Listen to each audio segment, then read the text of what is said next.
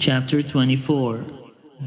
When Saul returned from following the Philistines, he was told, "David is in the wilderness of En-gedi." Then Saul took 3,000 chosen men out of all Israel, and went to look for David and his men in the direction of the rocks of the Wadi Goats.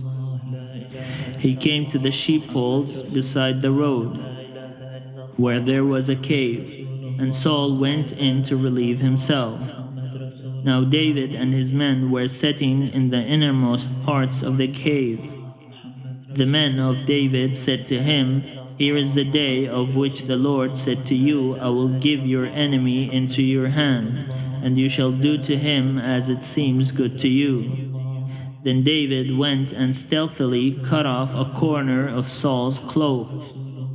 Afterward, David was stricken to the heart because he had cut off a corner of Saul's cloak.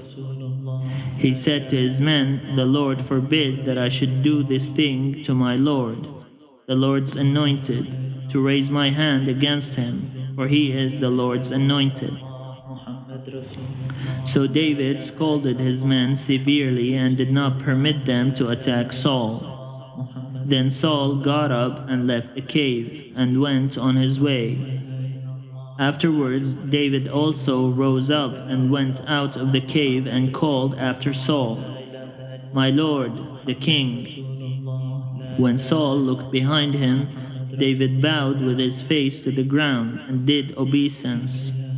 David said to Saul, "Why do you listen to the words of those who say, 'David seeks to do you harm'?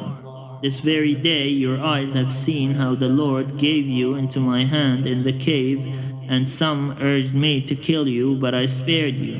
I said, I will not raise my hand against my Lord, for he is the Lord's anointed. See, my father, see the corner of your cloak in my hand. For by the fact that I cut off the corner of your cloak and did not kill you, you may know for certain that there is no wrong or treason in my hands. I have not sinned against you, though you are hunting me to take my life. May the Lord judge between me and you.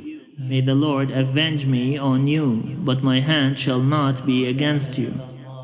As the ancient proverb says, out of the wicked comes forth wickedness, but my hand shall not be against you. Against whom has the king of Israel come out? Whom do you pursue? A dead dog? A slain flea? May the Lord, therefore, be judge and give sentence between me and you. May he see to it and plead my cause and vindicate me against you." When David had finished speaking these words to Saul, Saul said, "Is this your voice, my son David?" Saul lifted up his voice and wept.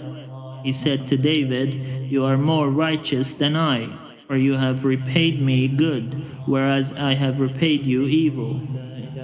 Today you have explained how you have dealt well with me, in that you did not kill me when the Lord put me into your hands.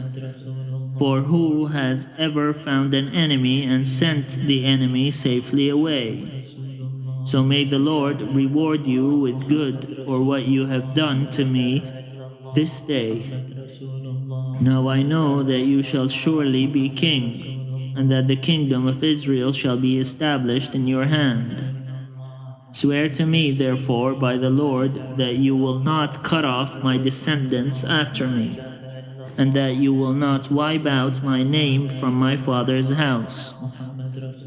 So David swore this to Saul. Then Saul went home, but David and his men went up to the stronghold. محمد رسول الله لا إله إلا